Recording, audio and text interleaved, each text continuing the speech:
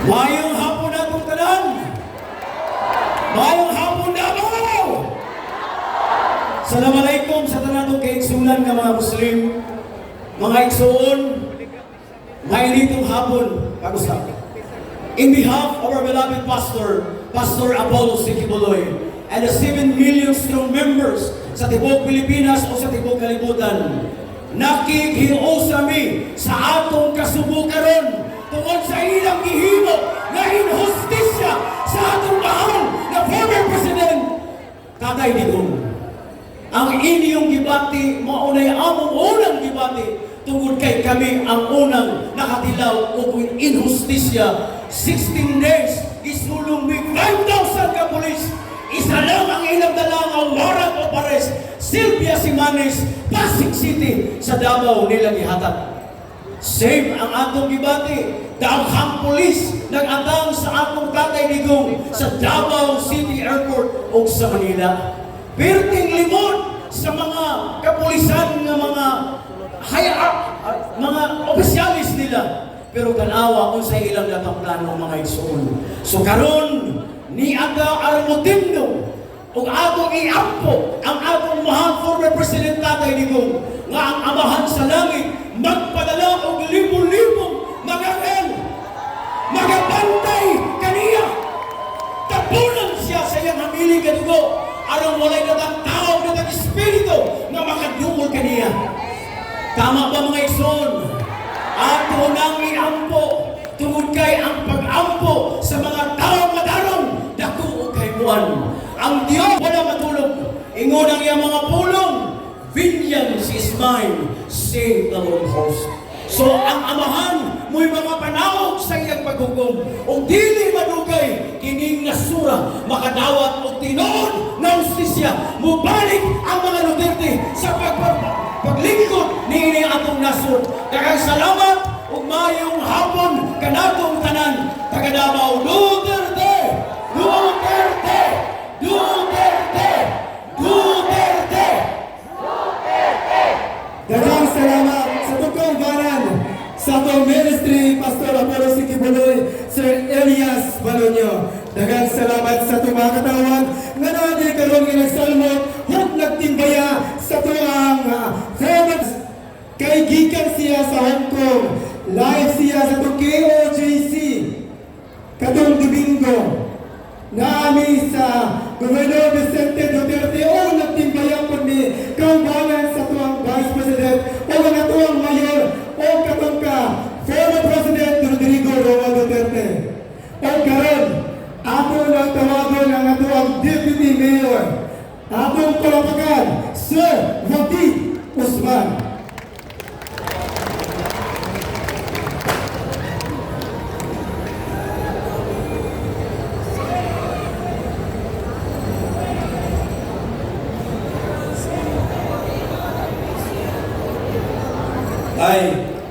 Assalamualaikum warahmatullahi ta'ala. Pasalamat ko sa atong mga bisita, mga taga-Basulta. Asa mo itong mga taga-Basulta? Salamat kayo o mga taga-Cotabato o mga kaigsunan nato mga lain-lain mga sektor na nanadiri karon. May hapon sa inyong tanan. Niyata karon tungod sa atong pagkumpa sa atong former President Rodrigo Roa Duterte. Gibaboy na nagila, wala na'y balaod, wala na'y pagkumpa sa isig katao. Ang ilang panguna-una, puro personal, puro pangwarda, puro pangadik.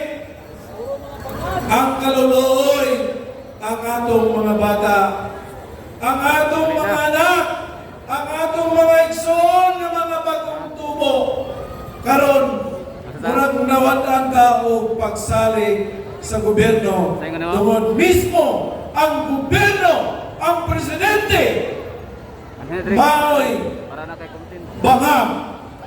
Way tarong mapag-una-una, way kahatag o maayo nga pagdisiplina sa gobyerno. Unya, apil pag yun ang iyang igagaw diya nga tambalos-los.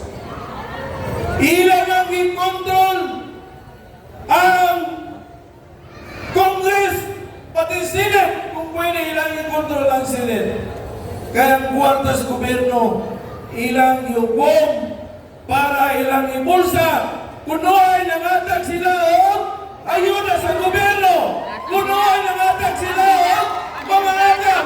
Kuno ay nangatag sila og mga ayos. Pero mas daghan silang nabulsa. Wala na tayong mga proyekto. Wala tayong makita ng mga project ng mga dagko. Imagine, ang mga proposal sa Mindanaoans nga propose ni Tatay Digong nga taga Greenway dire hantod karon wa pa gyud kay kuano budget mga kaigsunan karon nakita naman ninyo no nakita ang tanan tanaw lagi tanaw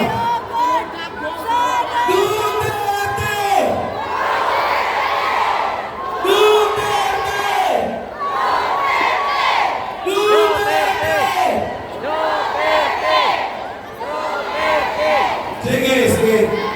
Maminaw sa tandaan para mahanay nato ang plano.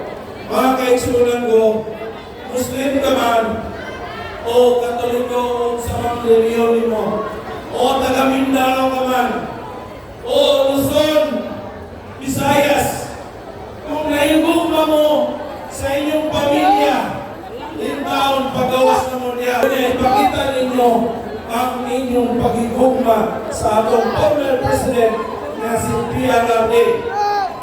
Mabuhay si Tatay Digong! Mabuhay si Tatay Digong! Mabuhay si Inday Sara Duterte! Mabuhay ang mga Duterte! Mga ikson ko, kanina nagplano ni na mga first district kapitan naman mo karon o second district ang mga kapitan, third district ang mga kapitan, magpupunta sa padayon natong panawagan na ilan ang ipalaya natong former president na si Tatay Digong. Iwa man isala, asa may ipakita nila mo walang kumpares, wala sila ipakita, illegal detention na ang ibuhat nila kay Tatay Digong. So kinahanglan nato, mapagawas nato ang atong kanuhon, ang atong rights na ilang buya ng atong former president. Tungod, si Tatay Digong, takusin na hatag sa ato. Ang mga uniform, manawag ko sa inyo, mga pulis, mga sundalo, wala may utang na bubuton, ipatakan ni Tatay Digong. Ipatakan ni Tatay Digong ang inyong sweldo para di na mga bayan ng pagkawoy niya. Ganun, asa naman mo? Asa naman mo mga sundalo? Asa naman mo mga pulis? Ikaw lang magumunta. Tatay Digong! Alam Tatay Digong! Duterte kami! Duterte kami! Mga kaigsunan mo, labi na gyud sa bar. Sa barn, timagin ninyo, ang barn, pili na ninyo makuha kung wala si Tatay Digong. Maiwan ko sa inyo, wala ba'y mga itlog ng mga pagsamuro kung dili mo magulong sa pagtilong Tatay Digong na muhi ang kahusay kung kalinaw sa pagsamuro tulad ni Tatay Digong. Emailip, pagsamuro, naradya karon, ihagit na mo. Dili na mahitabo ang pagsamuro without Tatay Digong. Wala may mga itlog. Wala may mga itlog kung dili mo muwan. Panawagan na ipa-resign ang atong presidenting balot. Ipa-resign ang presidenting balot. Duterte! Duterte! Duterte! Again! Mga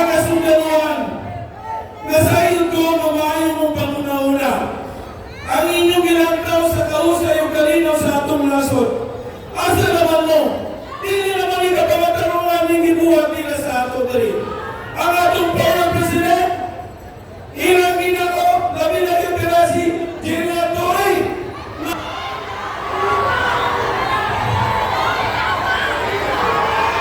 Dapat natin ipakita ang atong bunga. Kang tatay nito, inyo naman, kuya ng atong former president. Tungod na gawin mo, kasayon naman mo ang atong former president. Halos din nakalakaw tungod sa iyang gibati na siya sige kilos mga tao nga ang gusto niya kahusay o kalinaw sa atong nasod. Mo na rin ang iyang tulong, mawala ang korupsyon, mawala ang droga na mga tao sa inyong pamilya, sa atong mga bata. Mo na ang tulong ni Tatay Dilo na mo-improve ang atong Pilipinas nga gimahal. Daghang salamat o maayong hapon kaninyong tanan. Daghang salamat sa itong Deputy Mayor Wating Usman. O karon, nanan ko idugog sa tuwang guest speaker no, atong isyagi ang tuwang Duterte Panayain, BBM Panagutin! Duterte Panayain, BBM Panagutin! Duterte Panayain, BBM Panagutin! Duterte Panayain! BBM Panagutin! Duterte Panayain! BBM Panagutin! Duterte Panayain! BBM Panagutin! Daghang salamat sa itong mga katawag. Mga kaisunan na nato din karon atong Christian, Muslim, atong mga kamaynan o kalatinan, atong mga kaisunan ng LGBTQIA+ nga naniya karon. Daghang salamat sa itong pagtambong diri karon hapuna o karon ato na itong ihatag sa itong usa kamaayo ang kabuutan nga barangay captain sa barangay Kabatian atong papakan Kap Nilo Cadules.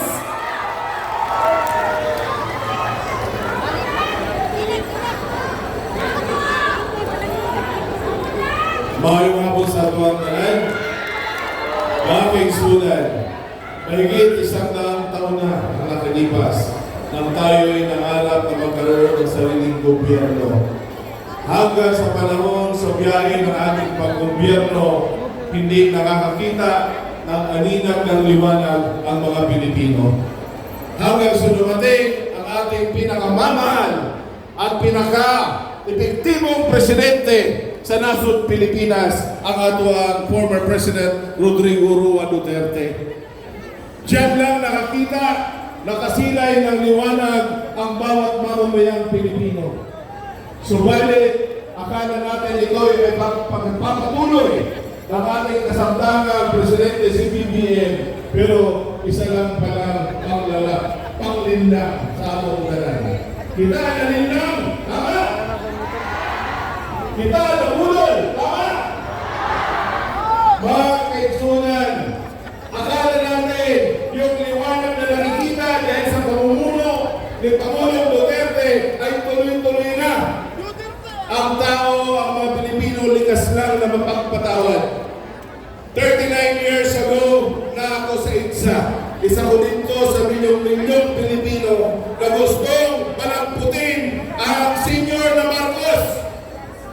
Noong nalampot na nato, grabe yung tuwa sa bawat puso ng bawat Pilipinong naroon. Akala natin dito'y magbubukas na ng tunay na pagbabago.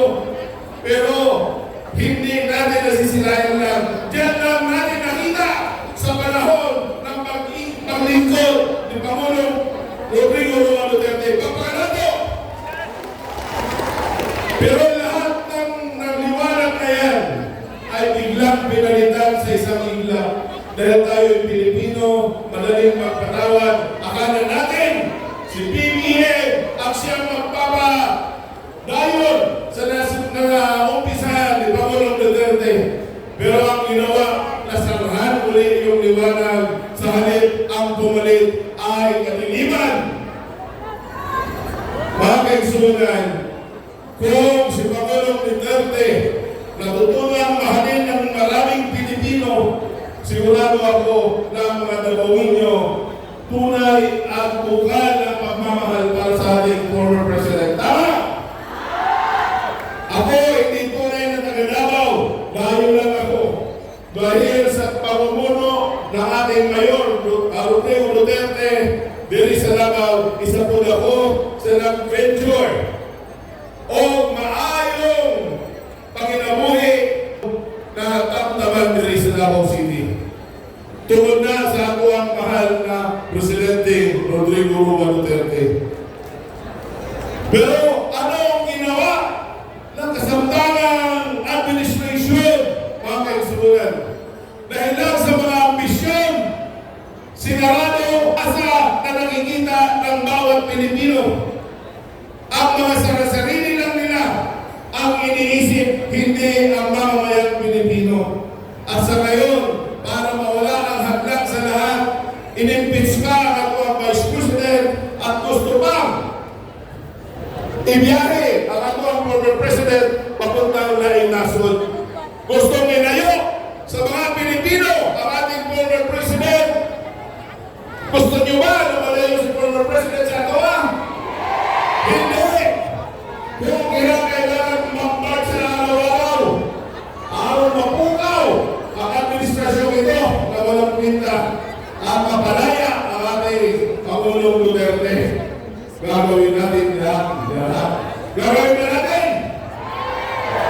Hindi na lang ako magtatasan mga kaigsunan. Ipadayo itong ating ginagawa para may pakita natin sa buong sanlibutan na ang mga Pilipino hindi pumapayag sa iniklaradong mga akusasyon. Tama? Mayong hapon sa tanan o kung na palayon ka sa paglampo sa ato ang kaluwasan. Daghang salamat! Mayong hapon sa tanan! Salamat Barangay Captain sa Barangay Kabatian, Cap Nilo, Cavite.